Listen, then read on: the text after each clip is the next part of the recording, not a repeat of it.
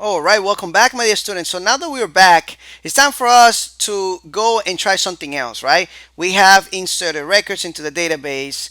We have read records, and now it's time for us to update that information and then delete it so you can see how this works. All right, so let's actually comment this out.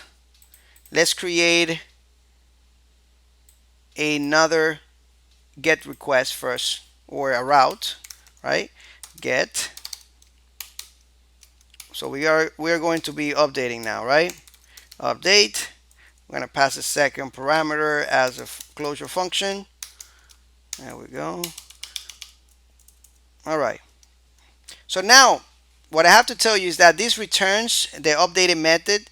Update method returns an affected row. All right. So if for some reason we delete a row or two rows, it will return the number. So we can say something like affected or updated. All right. DB and update.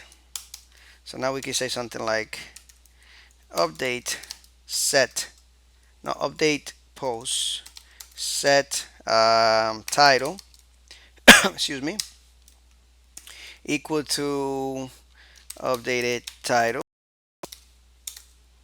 Okay, let's make sure that that's there, where id equals, let's put that question mark so we can bind it with the id, this array there. And now I'm going to return the updated variable there so that way you can see how this works, right? So now let's go to update. Let's go up here and write update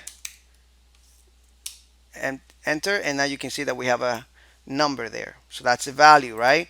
Let's refresh, post updated title right here. Beautiful, right? You see how simple that is? All right, Laravel makes it very simple even with raw SQL queries. All right, to even keep our information protected with this binding right here like we do in PDO, right? Anyway, thank you so much for watching, and on the next lecture I expect you to try to do it on your own. Right now, before you jump into the next lecture excuse me, try to do it and then compare with my code to see if you were able to do it. All right, thank you so much, and I'll see you in the next lecture.